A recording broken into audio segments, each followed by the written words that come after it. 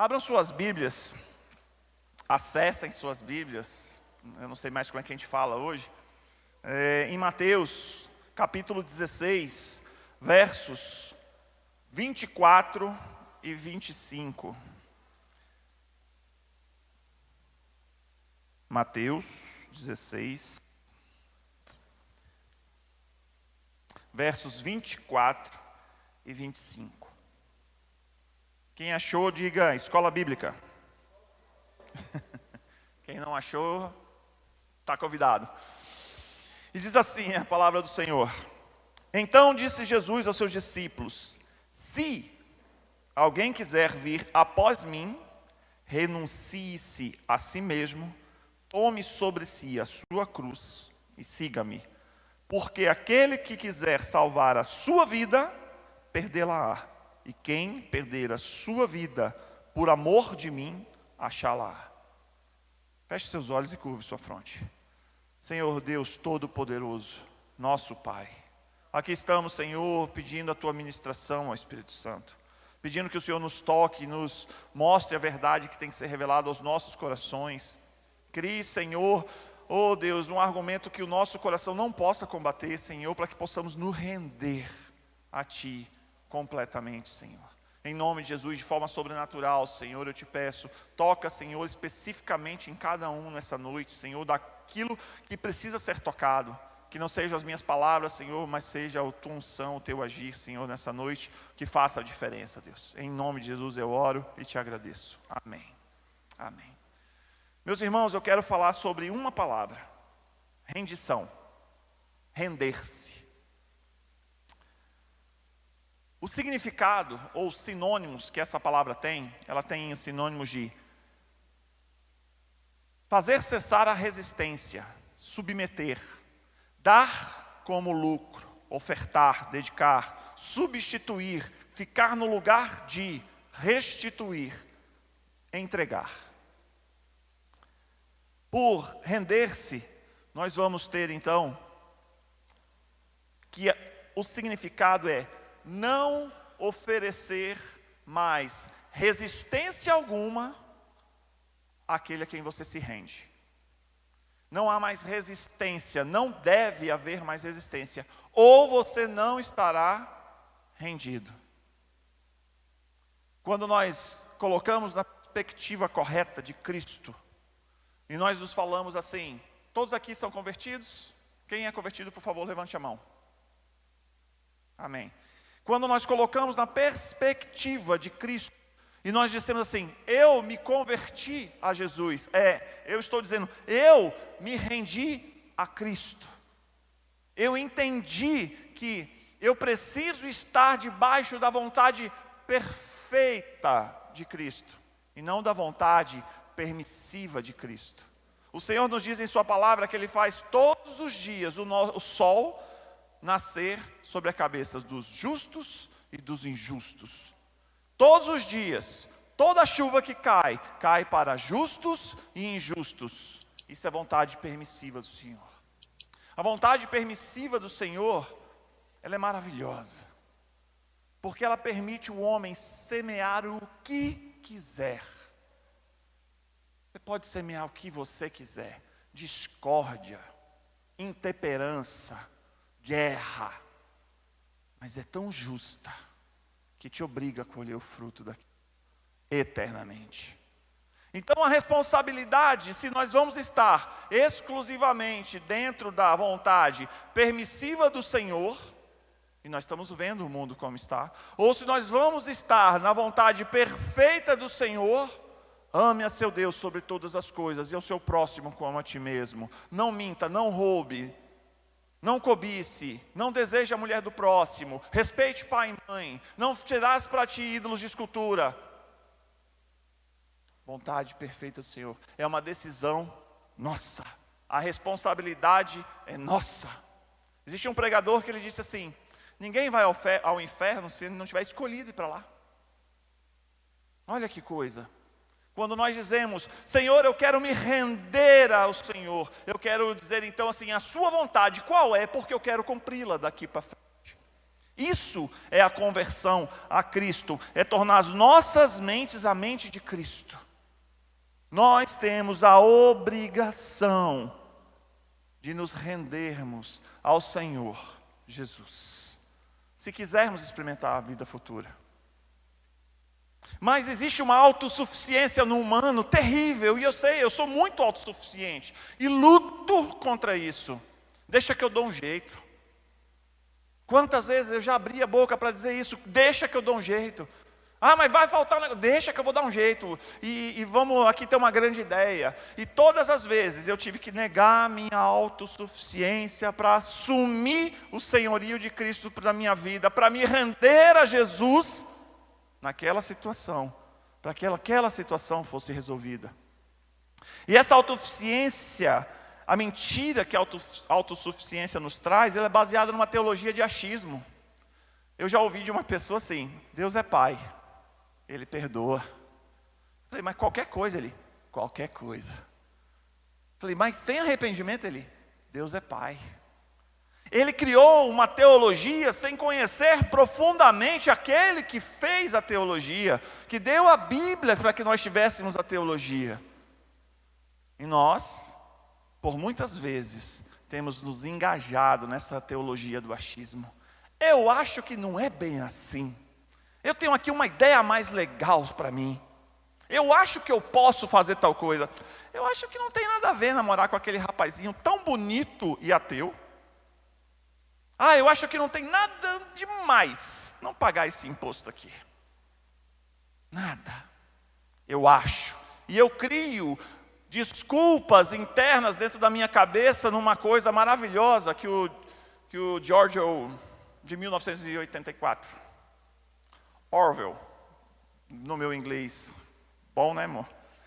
Ele disse que existe uma capacidade na nossa mente de duplo pensar, duas ideias paradoxais, moralmente, são aninhadas na nossa cabeça de uma forma que nem nos constrange mais. Essa teologia do achismo, ela tem que ser combatida. Porque ou você faz isso, ou você vai estar incorrendo em Oséias. Abra, por favor, sua Bíblia em Oséias. Profeta Oséias, logo depois do profeta Daniel. Lá no capítulo 4, de 1 a 6. Observe que aqui o Senhor vai estar falando com os sacerdotes dele. E deixa eu te dar uma palhinha. Quebrar de repente um paradigma dentro da sua cabeça. Você é sacerdote. Você é sacerdotisa do Senhor. Se você se converteu a Jesus Cristo, você se torna instantaneamente sacerdote do Senhor. 1 Pedro, Êxodo, tantas passagens na Bíblia dizendo de um povo sacerdotal que Cristo formou. Diz assim a palavra de Deus no capítulo 4, no verso 1 de Oséias: ouvi a palavra do Senhor, vós filhos de Israel, porque o Senhor tem uma contenda contra os habitantes da terra. Porque não há verdade, nem benignidade e nem conhecimento de Deus na terra. Só prevalecem o perjurar, o mentir, e o matar, e o furtar, e o adulterar, e há homicídios sobre homicídios. Tão parecido com os nossos tempos, não? Por isso a terra se lamentará, e qualquer que morar nela desfalecerá, com os animais do campo, e com as aves do céu, e até os peixes do mar serão tirados. Todavia, ninguém contenda, nem qualquer repreenda, porque o teu povo é como os que contendem com o sacerdote. Por isso cairás de dia, e o profeta contigo cairá de noite, e desnutrirei a tua mãe. O meu povo foi destruído porque lhe faltou conhecimento. Até aí. Falta conhecimento bíblico. Você sabe qual é a verdade para ler esse livro aqui? E ele deixar de ser apenas um compêndio histórico para a Bíblia Sagrada? Você sabe o que precisa? Porque eu já ouvi de um cara falar assim: eu já li esse livro 6 vezes. Não vi de nada de interessante. Eu entendi naquele dia que se você não lê ele rendido, ele é só letra morta. Ou tem o Espírito Santo para vivificá-lo na sua vida e fazer um rio de águas vivas acontecer em você, ou ele não passa de letra, ou ele não passa de uma história de um povo muito estranho. Um povo que vai para o deserto, caminha, vai a escravo, caminha. Aqui, atenção, por favor, vou até vir para cá que vocês estão olhando para lá. Se nós não tivermos a unção do Espírito Santo, que só vem com o rendimento, com a redenção, com o render-se a Cristo, nós estaremos apenas lendo um romance qualquer. Mas quando nós encaramos a palavra como o modelo de vida, como buscando a verdade, Pai, como eu devo ser? Qual é a sua vontade perfeita? Eu não quero mais a permissiva. Ou nós buscamos a verdade nele, ou ela não se revela para nós. Porque não tem como nós compararmos o inefável Deus, aquele que é tão belo, tão poderoso, que nós não conseguimos descrevê-lo na sua plenitude, com nós, os corrompidos, os caídos, os finitos, aqueles que irão encontrar a morte um dia. Ou nós entendemos que o Senhor é o Todo-Poderoso Deus, e para isso nós precisamos meditar na palavra, nós precisamos buscar a verdade bíblica, para então começar o processo de rendição. Mas há um problema grave. Tem áreas da minha vida que eu não quero render ao Senhor Jesus. É sempre assim. Não, eu aceitei o Senhor Jesus, e eu vou à igreja todos os domingos. Quarta-feira tem sido uma bênção. Escola bíblica, estou colado. Leia a palavra umas 6 vezes. Mas tem áreas que é de uma dificuldade absurda de render ao Senhor. É palavreado que quando a gente se irrita, que não deixa ele ser santificado. E brutalidade no trabalho, que parece que você só é bruto lá, mas lá não tem problema não, o funcionário merece. Render-se a Cristo é render-se em todas as áreas, em tudo. Nova criatura eu sou. Não tenho mais eu, a minha mente, mas eu tenho a mente de Cristo, é o que o apóstolo falava. Mas tem áreas que a gente não quer fazer isso. Meu futebolzinho, não tem problema nenhum jogar bola. Eu até acho divertido, gosto de ir para lá fazer arenga, torcer. Mas ali dentro a pessoa se transforma. Não, no meu futebol deixei eu ser lá, é minha hora de extravasar. Mas meu irmão, você tem que fazer tudo para a glória de Deus. Não é um pedaço da sua vida para a glória de Deus e o restante é você que gere. Ou você morre para as suas vontades e aceita as vontades de Cristo, ou você está lutando, você não se rendeu. Render-se, vou ler de novo, é não oferecer mais resistência alguma à vontade daquele a quem se rende. Nós não podemos mais oferecer esse tipo de resistência. Errar por casualidade, por tropeço. Ok, somos humanos, há um intercessor. Há o Espírito Santo para nos convencer. Há o advogado nos céus. Mas, por padrão de vida, me perdoe, mude, renda-se. Não é fácil, existem lutas internas terríveis. Mas o meu trabalho me exige isso. Eu não consigo me render. As pessoas acham que para se render a Cristo é necessário largar o trabalho. Não, você tem que ser agora uma bênção no seu trabalho. Se o seu trabalho te afasta de Cristo, porque era uma atividade pecaminosa, abandone-o. Porque eu nunca vi o justo mendigar o pão. Eu nunca mendiguei o pão e eu não sou justo. Eu admito a minha injustiça perante a de Deus. Mas eu admito também a filiação ao Deus Altíssimo. Eu sou filho do Deus Altíssimo e meu Pai nunca me desamparou. Que sejamos sábios. Eu ia usar a palavra espertos, mas ia ficar chato. Nós sejamos sábios em identificar quais são essas áreas. Qual é a área da minha vida que eu não estou conseguindo entregar a Cristo? Eu posso perguntar para minha amada irmã Raquel. Posso perguntar para minha amada esposa, nasceu no Evangelho, para minha amada sogra. Quantos anos de igreja? Para o pastor Túlio, para o pai dele. E vou falar para eles assim, qual é a área que você não conseguiu ainda entregar a Jesus? Sempre vai ter aquela areazinha. Porque perfeito, Cristo. Nós, dependentes dele. Se nós temos problemas nas nossas responsabilidades seculares, que não nos deixam nos entregar, temos que revê-las. Temos que rever. Cristo não é merecedor apenas da nossa morte, não. Eu um dia fui impactado. Um jovem pregador chegou no ministério do qual nós participávamos. Eu não lembro, Rafael, acho que era o nome dele. E ele falou sobre os mártires. Eu falei, não, é legal saber a história desses homens, mas eles não são Bíblia. Ele me olhou estarrecido com aquela minha fala, assustado. Ele falou assim, como assim? Eles são os mártires. E eu não entendi a beleza disso ainda. Aí eu fiquei constrangido, porque eu achei que eu tinha dito alguma coisa que o ofendeu. Eu falei, não, mas veja bem, é porque eu só estou dizendo que a verdade bíblica. Ele falou assim, eu entendi isso.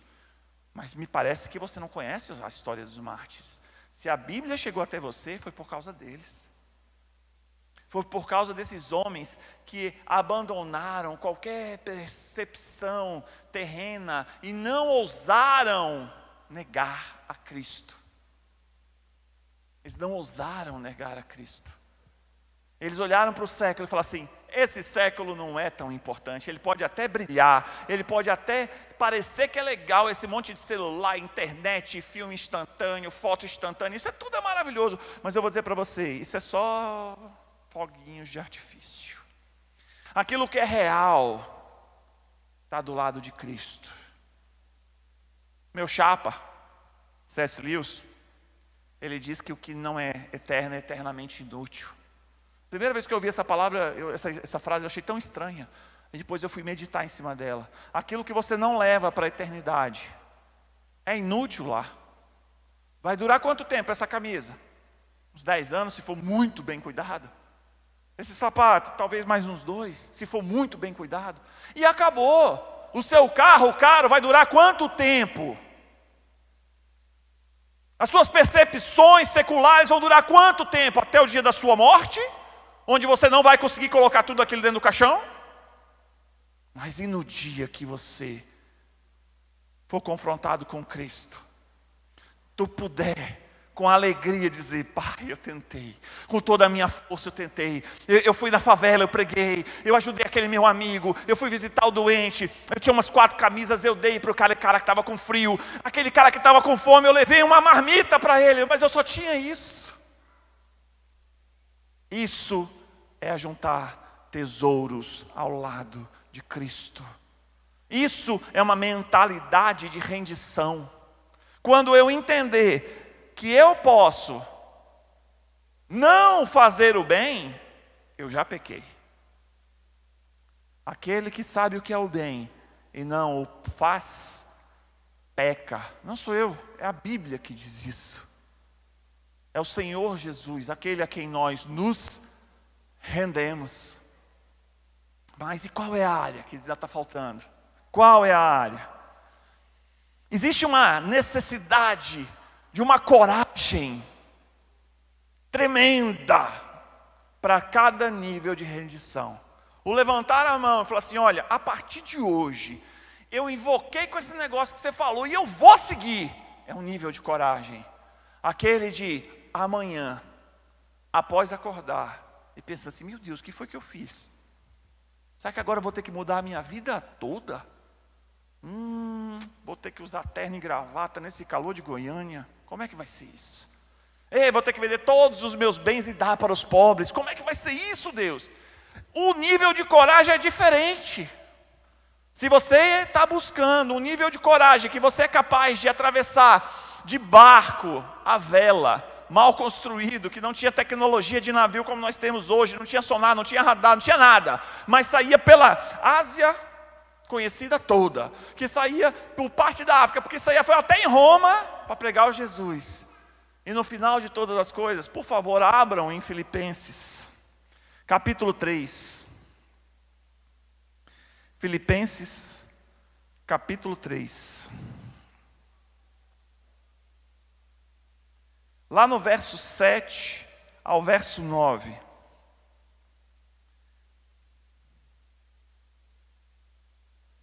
Se você não está nesse nível, bem-vindo ao clube, porque eu ainda também não estou. Gostaria, eu vejo nisso uma beleza muito acima da minha existência. E está escrito assim, Filipenses, capítulo 3, verso 7 em diante. Mas o que para mim era ganho, reputei por perda, por Cristo. E na verdade, tenho por perda todas as coisas pela excelência do conhecimento de Cristo Jesus, meu Senhor, pelo qual sofri a perda de todas essas coisas e considero como esterco para que possa ganhar a Cristo e seja achado nele, não tendo a minha justiça que vem da lei, mas a que vem pela fé em Cristo, a saber, a justiça que vem de Deus pela fé. Quando nós botamos na perspectiva, vamos falar de quem era Paulo? Educado aos pés de Gamaliel, romano por nascimento. Você sabe o que significa isso nessa época? Ele era o cara, fariseu no cumprimento da lei, era o genro perfeito. E ele olha para essa vida dele e fala assim: eu reputei por perda, não quero isso aqui, não é isso que eu estou buscando, é ele. Não tem problema a chibatada, a prisão, se eu vou ser morto, se eu vou viver mais 10 anos. E se eu viver mais 10 anos, vai ser pregando o Evangelho. Essa é a verdade, essa é a postura de alguém que se rendeu. Mas Paulo na primeira carta aos Coríntios, lá no capítulo 13, quando ele diz assim: quando eu era menino, eu olhava para as coisas de menino. Mas quando eu vim a ser homem, quando eu amadureci, eu abandonei as coisas de menino. E o verbo, lá na língua original, é cartages. É algo profundo, é algo que não tem volta. É quando você disse sim à sua esposa, não tem mais volta. Homens maduros tomam decisões. Mulheres maduras tomam decisões. Não são coisas de adolescente. Adolescente tudo brilha, está no mundo de descoberta. Isso é legal, isso, agora é legal aquilo. E nós que já passamos por essa fase, aqui nos longos 46 anos da minha vida, eu olho e falo assim: ainda não é isso. Ainda muita coisa vai brilhar. Muita coisa vai ser posta. Mas isso vai gerando lutas internas. Lutas internas que têm que ser vencidas. Se nós encaramos que Jesus Cristo é o único Senhor, é o único suficiente Salvador. Se esse é o Jesus que nós dizemos estar rendidos a Ele, nós temos que fazer essa autoanálise. Nós temos que buscar, entender o que é estar rendido. Eu vou dizer para você o que é estar rendido e permanecer rendido. É ter a consciência de que você vai morrer.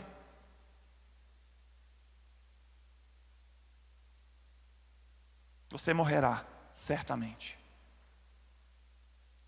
Eu olho para as minhas fotos, eu olho para a minha história, e eu vejo o momento certinho que eu morri. Eu era um cara, eu me considero aquele do passado, desprezível. Não era uma boa pessoa. O vazio existencial daquele cara era terrível. Que tinha que ser suprido por alguma coisa. Era uma festa, era uma cachaçada, era relacionamentos impuros, era uma droga que te apresentavam, era qualquer coisa.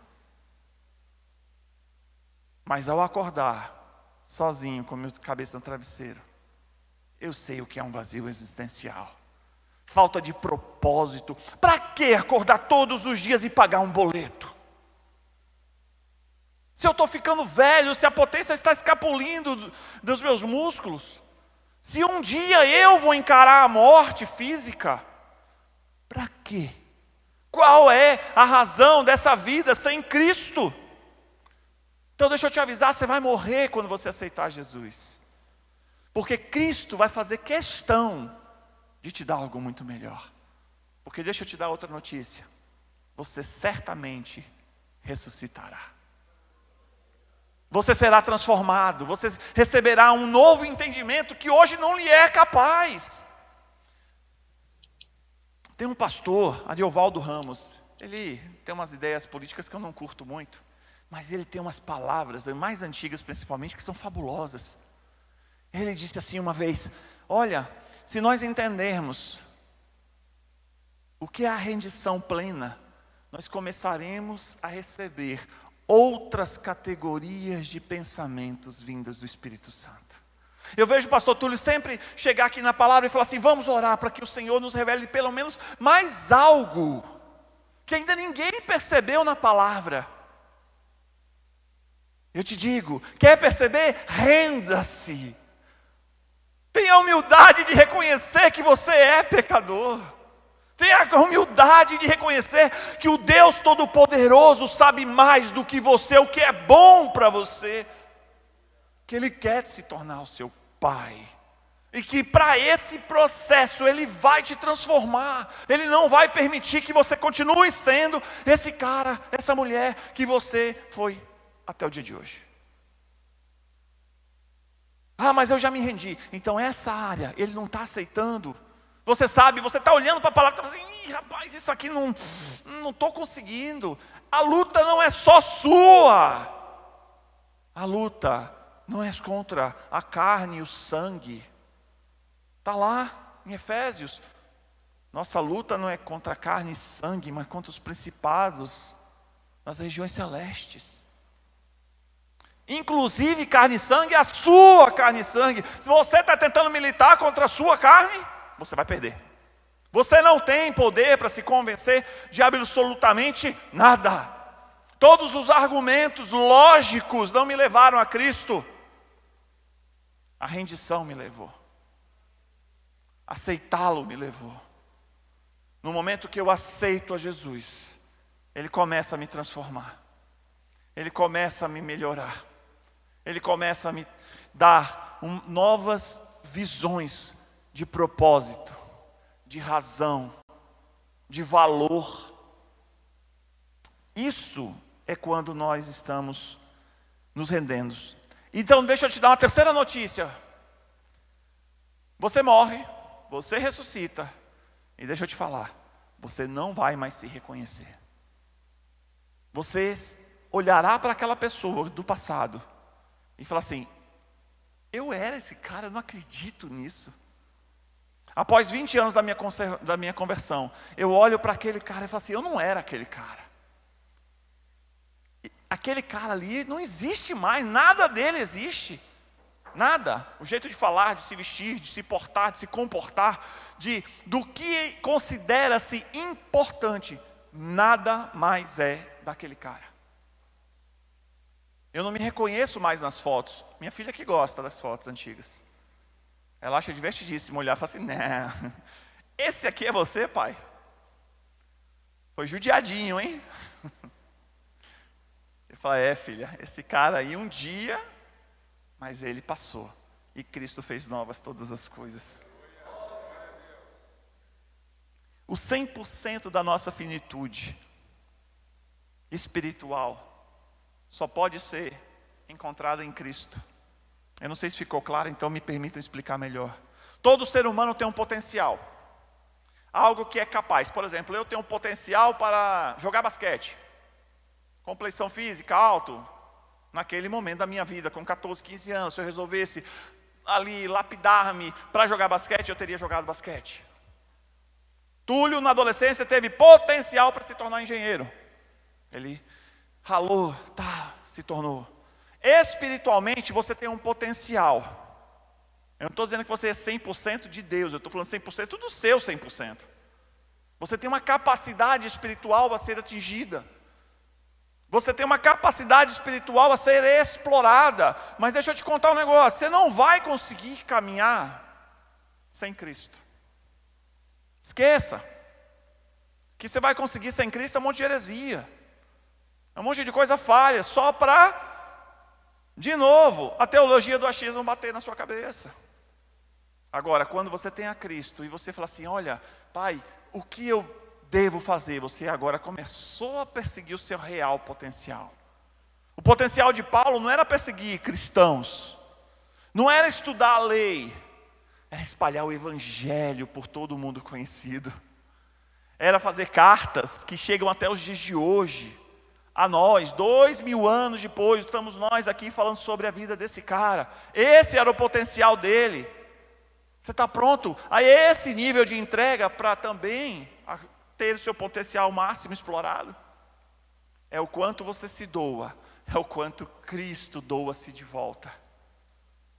Isso é maravilhoso, isso é maravilhoso. E Cristo não está preocupado com o seu dinheiro, não é quanto dinheiro você põe no gasofilácio, é quanto da sua vida você entrega para Ele. É o quanto Ele vai se entregando e vai respondendo, ao ponto de determinados homens da Bíblia Ele chamar de amigo. Não, esse é meu amigo. Ao ponto de apontar para alguém e falar, nascido de mulher, não tem ninguém maior que esse cara. Mas e nós? O que falta entregar? O que falta para que nós possamos atingir essa plenitude do nosso potencial em Cristo Jesus? O que falta? É mais oração? Começa com um pouquinho, vai treinando, é que nem ir para a academia. É mais leitura da palavra, é mais meditação, é menos coisas erradas. Se controle. Domínio próprio é um fruto do Espírito Santo. Medita naquilo que é bom. Medita naquilo que é agradável, que é publicável, que você pode colocar, espalhar na rua e as pessoas olharão assim e falar assim, rapaz, não tem nada para falar desse cara. E aquilo que tinha, ele próprio já confessou que ele era daquele jeito, que não gostava, não gosta nem de lembrar que foi desse jeito. E eu posso me incluir nesse pool de pessoas. Porque sem Cristo, deixa eu te falar o que tem. Tem uma coisa frustrante na humanidade, mas que é um absurdo o tanto que ela é frustrante, chamada morte. Vamos imaginar que o homem não morresse. O que aconteceria? O homem contenderia contra o Espírito Santo. Não sou eu que estou dizendo não, se você abrir sua Bíblia lá em Gênesis 4, é isso que você vai escutar, Deus falando antes de reduzir a idade média dos homens de 900, 1000 anos quase, para 120. Não é bom que o homem viva tanto. Tiremos ele do jardim, para que ele não coma da árvore da vida e viva para sempre. A morte é algo frustrante para o humano. Por quê? Porque nós não nascemos para a morte. Nós não fomos concebidos para morrer. Nós fomos concebidos para uma eternidade ao lado do Pai. Mas na sua vontade permissiva, e nessa vontade permissiva está inclusa a nossa liberdade de escolha, a nossa responsabilização pelos nossos atos. Ela foi nos dada para que o amor fosse validado. Nesse momento que nós humanos escolhemos que queríamos morrer, lá na figura de Adão e Eva, isso se tornou a nossa maior frustração, porque nós vamos construindo família, nós vamos construindo patrimônio, nós vamos construindo fama, nós vamos construindo conhecimento e partimos. Fica tudo aqui e a gente vai embora. Isso frustra qualquer cidadão. E isso traz mais, isso traz um vazio existencial, porque se essa é a sua realidade, você sabe que você vai morrer e está acreditando que depois não tem mais nada, deixa eu te perguntar, qual é o propósito da vida? Um dos pensadores mais aclamados pelos ateus, Sartre, diz assim, o meu propósito de vida é aquilo que eu quiser fazer dela. Então o propósito de vida de Hitler era ele fazer aquilo lá. Parabéns, esse pensamento é muito ruim. Quando nós pensamos que a nossa vida é finita, acaba ali, daqui uns 60 anos no máximo, isso dá um desespero existencial, porque fala assim, então para quê? Para que criar filhos? Para que, se eles botar filhos neste mundo só para que eles experimentem a morte também? Para que eles experimentem esse terror? Essa é a verdade para quem está longe de Cristo. Mas se você, em algum momento da sua caminhada, já se sentiu assim, e eu já, e falar assim, para que mesmo? Minha casa foi assaltada em 2 meses, 3 vezes. Levaram tudo que eu tinha. Quando eu era solteiro, longe de Jesus.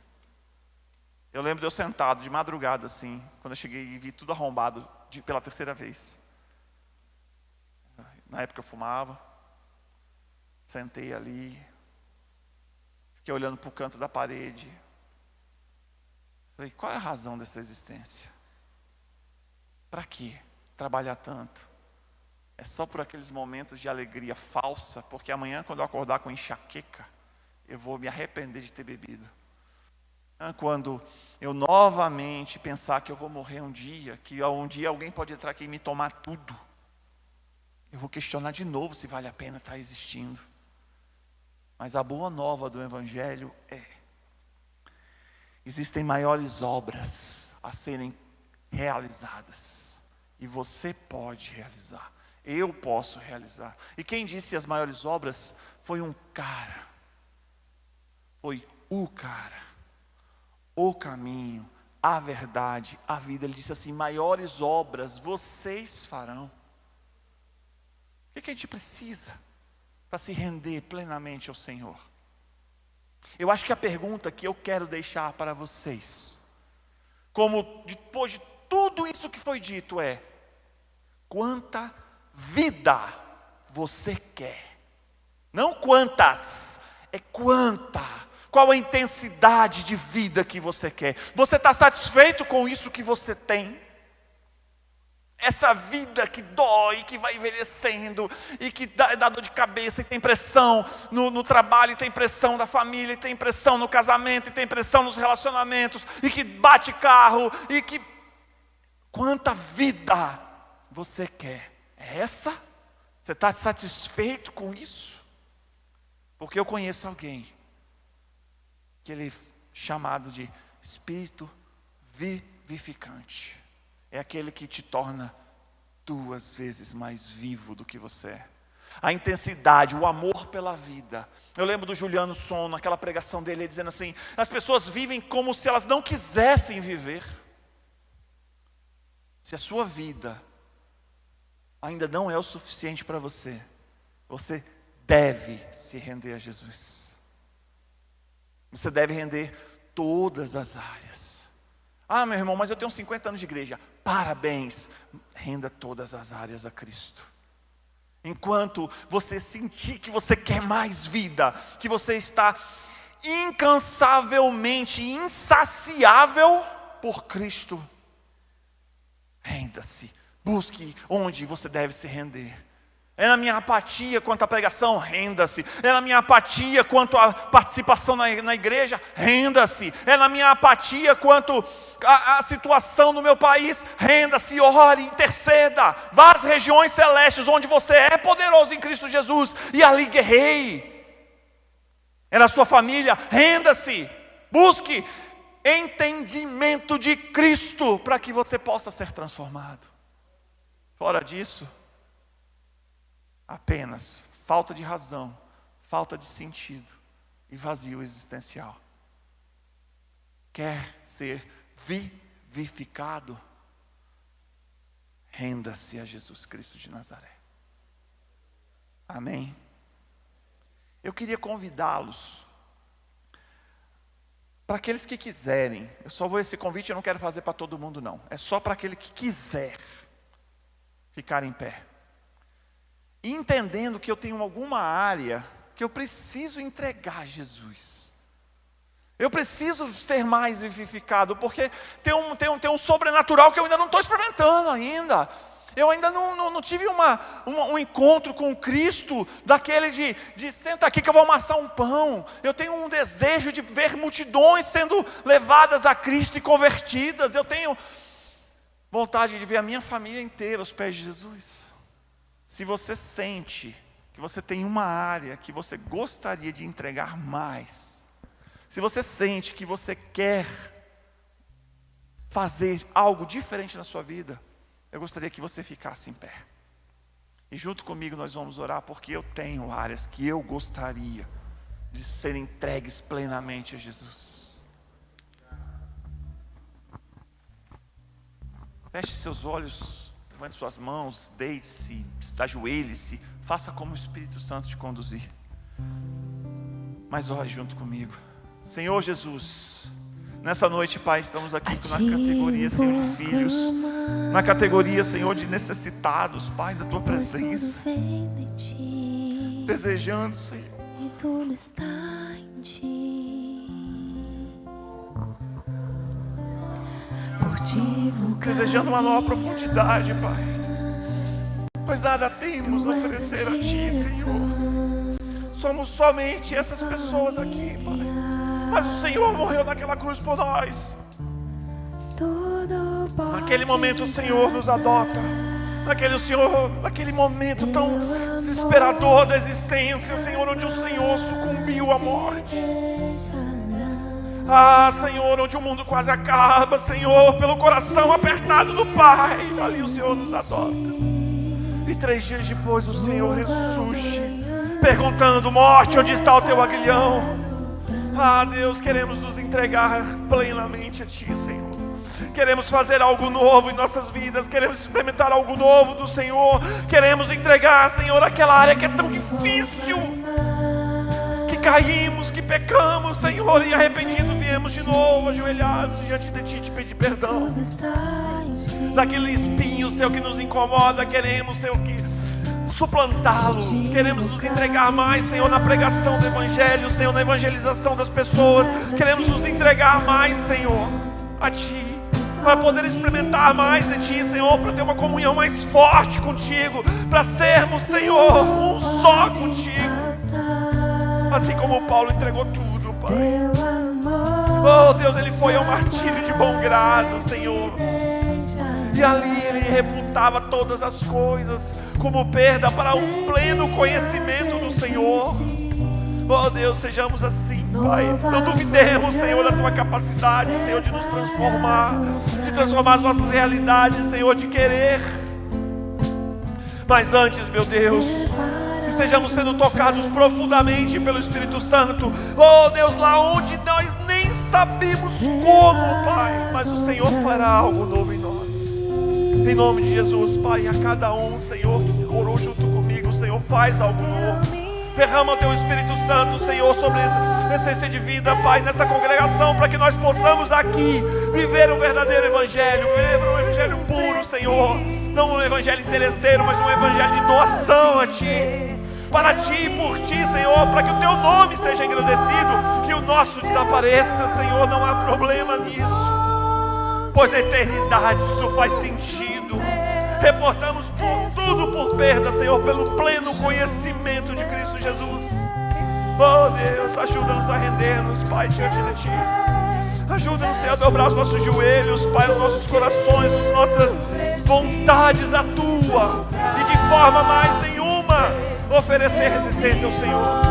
Em nome de Jesus, Senhor, oramos, em nome de Jesus te agradecemos, em nome de Jesus nos regozijamos pela Tua presença em nós. Em nome de Jesus, Pai, em nome de Jesus eu oro e te agradeço, meu Deus, clamando pela Tua misericórdia e graça sobre nós, meu Deus. Amém.